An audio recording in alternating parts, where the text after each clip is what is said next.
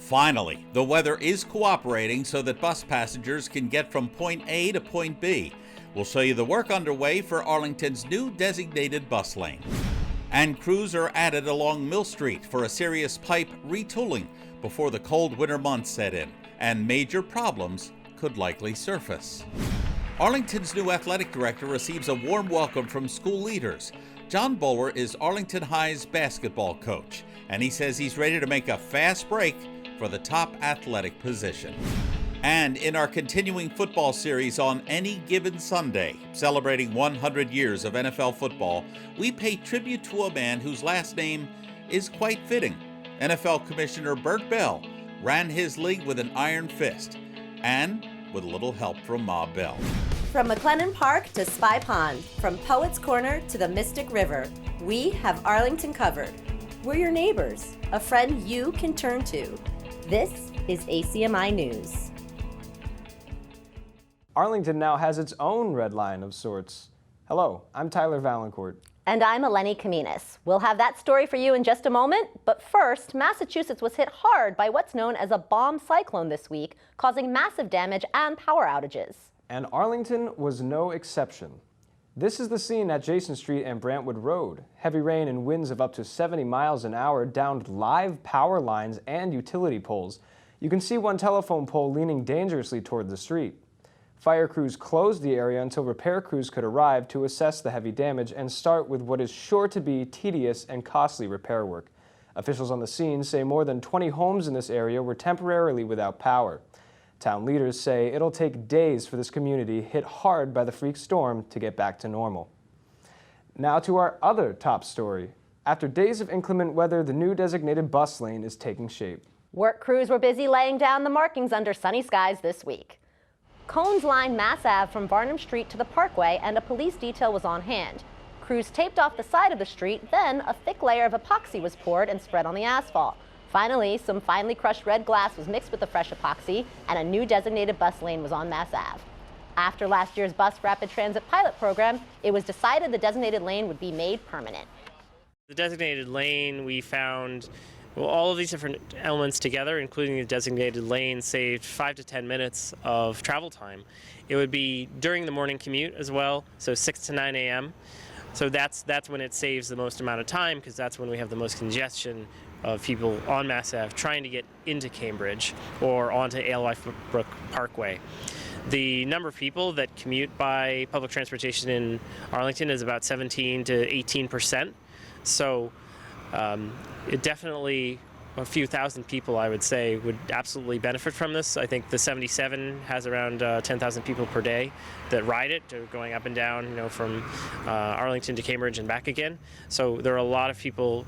Everybody coming from Arlington going into Cambridge is going to benefit from this. This permanent lane will serve routes 77, 79, and 350. During the pilot program, bus riders told ACMi News the lane saved roughly 7 to 9 minutes off their ride to work. As you just heard, the lane will be in effect Monday through Friday from 6 to 9 a.m. and is costing $95,000, funded in part by the MBTA. If you're a frequent driver through Arlington, you've probably noticed some tie-ups along Mill Street. Crews from GTA Construction are in the midst of some major water main construction at the intersection of Mill, Jason Street, and Mass Ave. The water mains have reached old age and are being replaced with a more efficient water distribution system. This final phase of the project began October 15th and will complete the work which began in the summer. Town leaders say this project will take place at night from 7 p.m. to 5 a.m. to avoid rush hour traffic snags. Weather permitting, crews should be completing the job in 5 workdays. For the time being, residents can expect construction vehicles, equipment, and some noise. If you have any questions or concerns about this project, you can call the Arlington Engineering Division at 781-316-3320. Details on designs for the new high school are coming together. The $291 million project was given the go-ahead by voters in June, and construction could begin this coming summer. In the meantime, the high school building committee is working out details with the architect. New pictures at a recent meeting show the proposed theater, the cafeteria forum, and other parts of the school. One section the architect says will be a draw for students is the amphitheater and the other outdoor spaces planned for the courtyard. They have the amphitheater, and that's going to fit 100 or 120 people. But if a classroom wants to come out, or if they want to put something here for a drawing class and sit in this little alcove and use that space. These are sort of like classroom or classroom plus size spaces with some smaller spaces. I'm going to bet donuts to dollars it's going to be a big lunch space too. For a chance to hear more on the design phase and how costs will be kept in check, you can head to a forum at Town Hall on Wednesday, October 30th, beginning at 7 p.m. ACMi will carry it live on the government channel and streaming at acmi.tv/govlive. And of course, we'll have a report in our newscast. Congratulations are in order for Arlington's Animal Control Officer. Diane Welch from the Arlington PD just won Massachusetts Animal Control Officer of the Year. She received her award October 18th. You may have seen Diane many times in our newscasts and public affairs programs. She's on call 24/7 and helps out in any way she can, not only being humane to our local creatures, but also giving her time to so many people who need her help right here in Arlington. Recently, she held a forum at Town Hall to educate Arlingtonians on the area's coyote population. That forum drew more than 200 people. And that's a tribute to her hard work and dedication to her craft. I'm completely overwhelmed and humbled and so incredibly grateful for the kindness. It's about kindness, right? The kindness of the people of Arlington to me. They have embraced me and supported me, and what a journey. I mean, I'm a rookie. It's only been 1 year, and I can't help but think back like when I started. So a middle-aged woman switching careers, something I've never done before, and I came with knowledge of animals, but no knowledge of what is involved with being an animal control officer, and like the paperwork, the reports, the rabies quarantines, all that stuff, and being completely and utterly overwhelmed.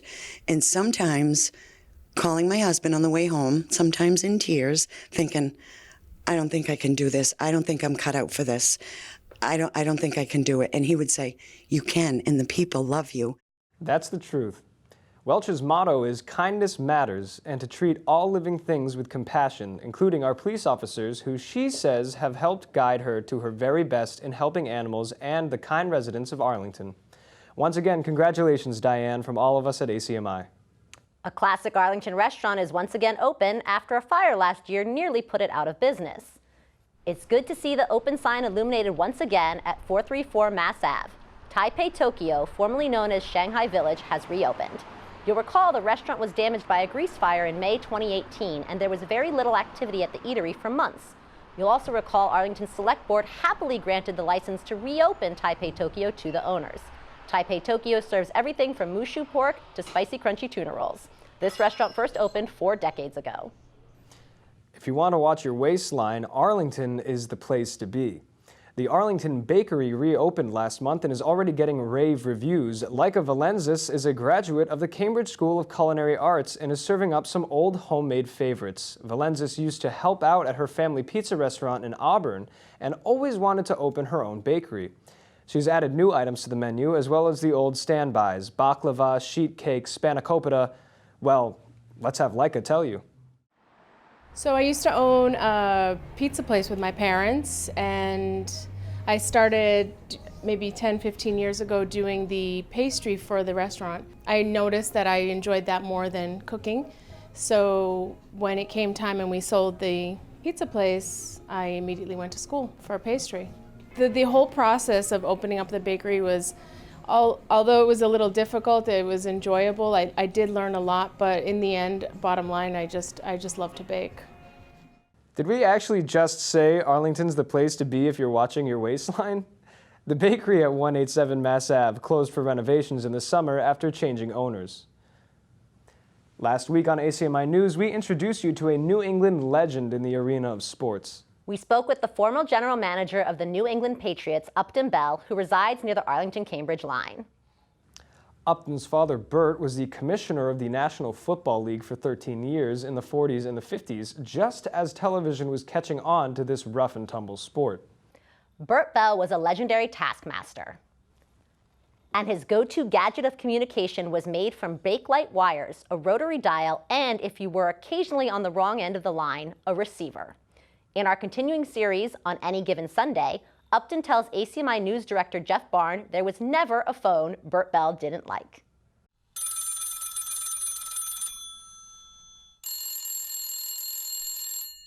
Time and again, Bert Upton and Mary Jane Bell thought the telephone was glued to their father's head.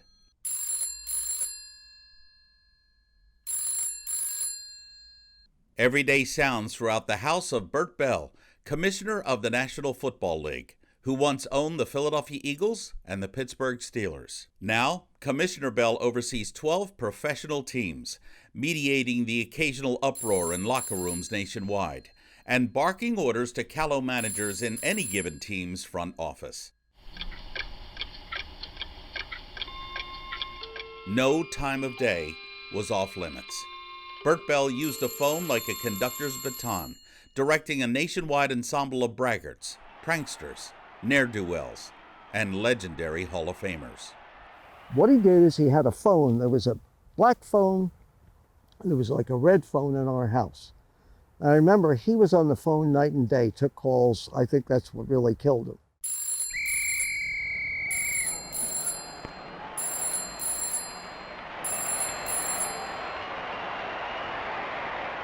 In his first year as commissioner, Bert's phones rang nonstop just prior to the 1946 NFL championship game between the Giants and Bears. Two Giants players were ensnared in a gambling scandal Bell feared threatened the very future of professional football. Both players were suspended indefinitely. The commissioner manned the phones yet again to immediately quash any further attempts to stain his beloved game. We got a hold of J. Edgar Hoover. He said, I'm looking for ex-FBI agents that I can put in every city to check upon all of the gambling and the things that go on, who gets the players and who doesn't. And that's the thing that really stemmed the whole gambling situation. Nationally advertised price, $199.95 with your trade-in. In 1952, Commissioner Bell himself wagered with television executives who appreciated football's power to gratify cash-rich sponsors, eager to peddle their latest wares during commercial breaks. The first all-new shortening in 40 years. Bell imposed a policy that home games be blacked out within 75 miles of the stadium, enticing football fans to purchase tickets, perhaps even enduring the elements to cheer their team, rather than watching the game for free at home. Detroit Lions are playing the Cleveland Browns for the World Championship in Detroit. It had snowed all week long. And people stood out in line for hours and days to get their tickets. The minute the game was sold out, Governor Soapy Menem-Williams started to call my father and put pressure on and said, the game should be on television, Bert. It's sold out. What about the millions of people that do want to see it? I mean, that was one of the great rivalries then. He said, well, you know what, Governor? What am I going to tell the poor bastards that stood out in line for hours and days in a driving snowstorm? Am I going to say to them, you bought the tickets, now I'm going to give it to everybody else free? So we told them no. So what did Williams do? He called in Tricky Dick, who was the vice president at the time. So he called Nixon and said, come on in, we're going to put pressure on Bell. And Nixon came in, and I'll never forget the night before the game. First of all, Nixon was the most uncomfortable man I've ever been around, even as a child. And they really put the pressure on him. The Vice President of the United States and the Governor of Michigan. And he turned to Nixon and he said, I'm not going to do it. You can say anything you want. I'm protecting those poor people out there that don't have money, that sat there for that game. He backed Nixon right down. I said to myself, this is the greatest moment in my life. For 60 or 70,000 people to do this for the Green Bay Packers and the city of Green Bay, it certainly should set an example for some of the larger cities of what enthusiasm and desire and love of sports will do.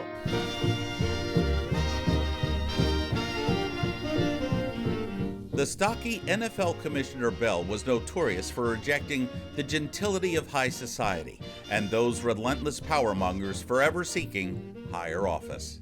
I should say this, that Pat doesn't have a mink coat, but she does have a respectable Republican cloth coat.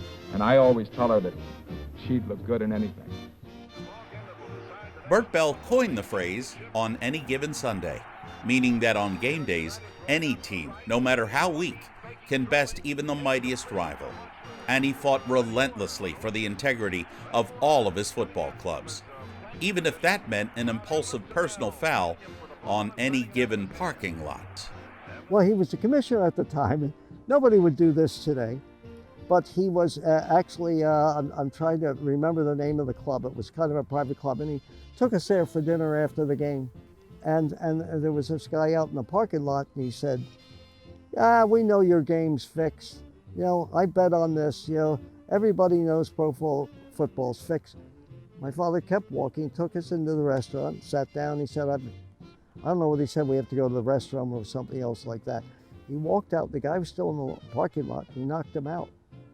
Your dad knocked this guy out. Punched the guy out. Can you imagine Goodell today being mad at somebody? Hey, JC, I had enough of this. Boom. It ain't going to happen. But Commissioner Bell's main weapon of choice was his arsenal of telephones. Phones in his bedroom, phones on the landing, phones on the first floor, phones in his home office.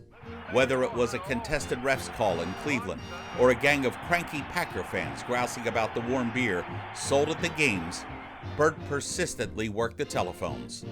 In the Bell household, the mere mention of the term "last call" was unceasingly out of bounds. And I wanted him buried. I requested in the casket for a phone to be put in there. And they told me it was too sacrilegious. And I said, With yeah. a name like Bell, it would have been perfect. Yeah, right? Yeah. Bird always ringing. For ACMi News, I'm Jeff Barnes. Hey, Dad, telephone. Despite some rough and windy weather we've endured earlier this week, some leaves actually held fast to our tree population. Here's ACMi's intern Harvey Kelly with a look and an appreciation for nature's beauty. It's always a masterpiece, but it's only temporary, which makes it even more precious. It's that time of year again, fall in New England. One of the most beautiful natural scenes to behold. It's the payment New Englanders get for having to endure what feels like half a year's worth of blistering cold, and it's safe to say it's worth it. Though it's been cloudy as of late, the beautiful vibrant yellows, oranges, and reds of the fall foliage pierce through. The changing of the trees happens once a year in Massachusetts, between mid-October and the beginning of November. A half month of fleeting beauty before the frost sets in and we're forced to pull the winter gear out of the closet. This dramatic change in leaf color is thanks to the sunny days and cool nights of autumn, which causes trees to stop producing the chemical that gives their leaves that crisp green color, chlorophyll, and allows other pigments to show through. Which color pigment gets its chance to shine is dependent on the type of tree. Dogwood, sassafras, red oak, and maple trees turn a scarlet red. Hickory, poplars, birch, elms, and ginkgos turn gold and yellow. Mountain maples are a reddish orange, and sumac a striking purple. All these different colors blend together to create a spectacular collage of visual warmth as the temperature outside begins to drop.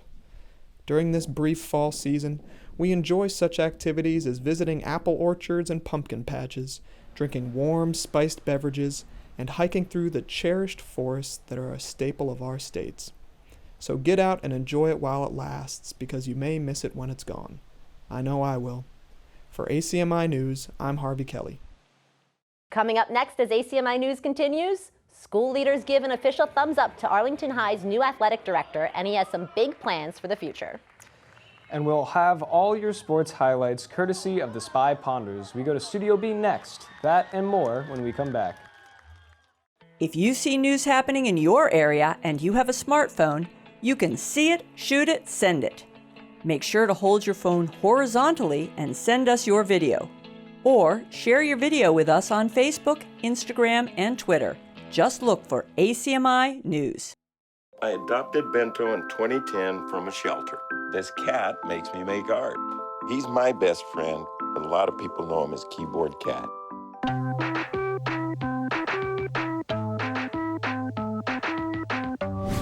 The Arlington International Film Festival is honored to announce a new partner and sponsor for this year's event in November. ACMi, Arlington's mission is to provide the best quality of education for future global leaders, so that every child and adult can thrive in the future and adapt in an ever-changing world. ACMi applies high-tech educational programs for students, and some of their creations look like something out of Star Wars. In recent years, ACMi has the capacity to cover students from pre-K, higher education, and even working professionals. Our ACMi News member Charlotte Pierce asked a ACMi rep if the wave of the future can be helpful or harmful. ACMi leaders say they are so proud to be a sponsor of the Arlington International Film Festival, which takes place November 7th through the 10th at the Capitol Theater. Arlington's new athletic director receives a warm welcome from the school committee. John Bowler is the high school's basketball coach who is taking over the job of AD after his predecessor left earlier this year.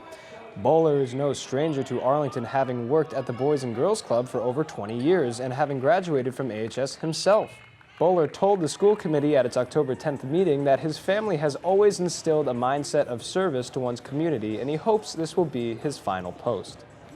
I have a perspective where I was a student athlete here and a coach here. And I was fortunate enough to work for the Boys and Girls Club for 21 years, a place that I loved and enjoyed going to work every day. And this is the only place I would have left it for, because I love Arlington High School. I love this community.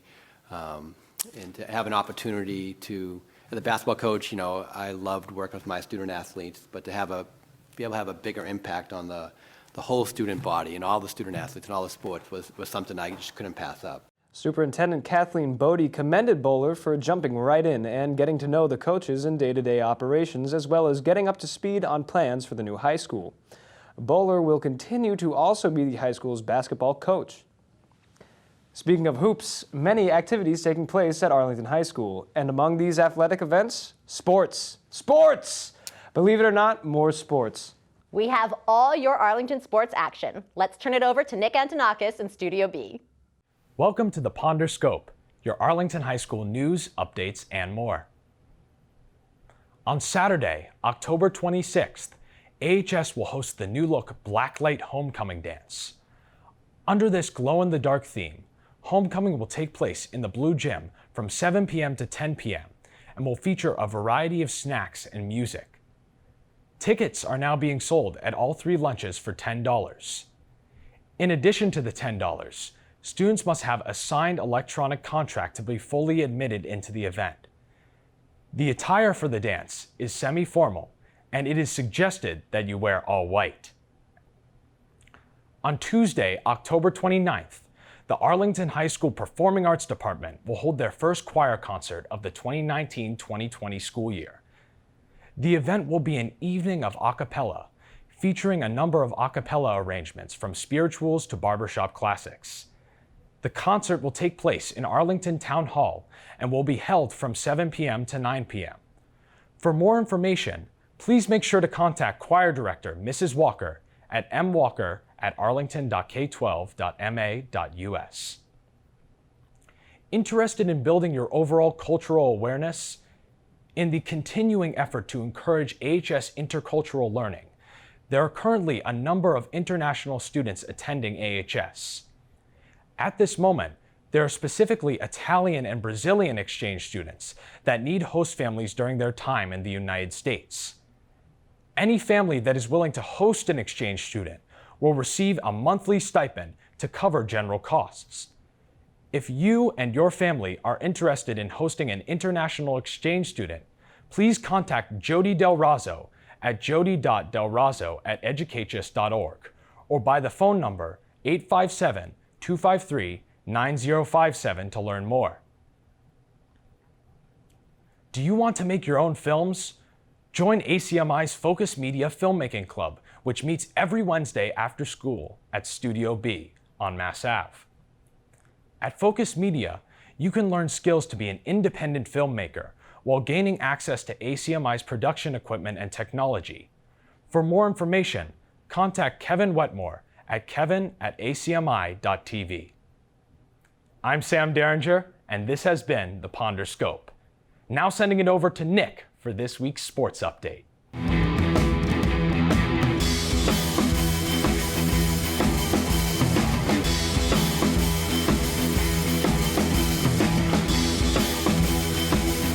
Welcome back, Arlington sports fans, to yet another edition of your ACMi Sports Update. Last week, boys soccer beat Stoneham 5-1 on the road, and then clinched playoffs with a 2-0 win over Woburn on Monday. Girls soccer took a 2-0 loss to Stoneham, though they managed to come away with a 5-1 win against Woburn.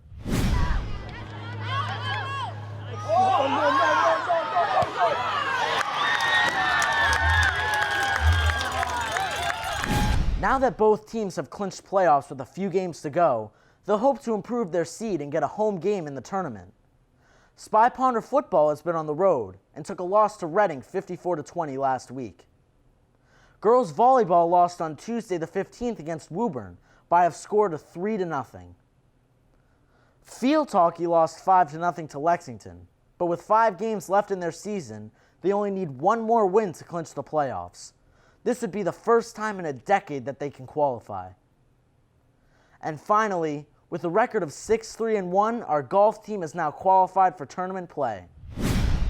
Now we take a look at some of our upcoming matchups. Boys soccer heads to Winchester on Friday at 4, and football will host Belmont at 7 this Friday for their senior night. With a few losses in a row, they will look to put on a show for the crowd in their last home game of the season. That game will be streaming live this Friday on acmi.tv/sports. But that's all for this week's sports update. Tune in next week to find out how our Ponders will close out their regular seasons. I'm Nick Antonakis. Back to you at Studio A. Thanks, Nick. ACMi is lucky to have Len Diggins, our own production assistant. Len's also a town meeting member for Precinct 3. Len is working with Envision Arlington to foster communication between town meeting members and the constituents of their precincts. If you're interested in taking part in Arlington's future, it's real easy. Here's Len to tell you how to get the ball rolling. Envision Arlington was formerly Arlington Vision 2020, and there are 9 subcommittees in Envision Arlington that support a variety of activities, one of which is governance. And from the survey last year, it was recognized that lots of residents wanted more contact with their town meeting members. So we are trying to organize precinct meetings for the spring and the fall, and right now we're trying to organize the fall precinct meetings, and these meetings are going to cover topics such as what it is to be a town meeting member, how you can become a town meeting member if you want, how to create an article for the warrant, and to get a sense of what the issues are that members of the community care about. We'll also go over what happened in the last town meeting and anything else that members of the precinct want to discuss. So at this point we have 4 precinct meetings planned, and we are trying to get other precincts to organize. And so if you haven't heard from your town meeting member, please reach out to them, and if you want help doing that, feel free to contact me or Julie Brazil or Envision Arlington. So here's your chance, folks. Make the most of it. Thanks. Thank you, Len. To find out more, just go to envision@town.arlington.ma.us. That'll do it for ACMi News. And don't forget to stay with us for all your latest news and sports updates. I'm Tyler Valancourt. And I'm Eleni Kaminas. Thanks so much for joining us from Studio A. We'll see you next week. You can always check out our latest segments and newscasts on the web at acmi.tv/news. And don't forget to like us on Facebook and follow us on Twitter and Instagram at ACMi News. Make sure to subscribe to our YouTube channel as well. You'll find us at youtube.com/ACMi News. If you have any news tips for us or wish to become a citizen journalist, we'd love to hear from you. Email us at news@acmi.tv or stop by ACMi Studio A at 85 Park Avenue.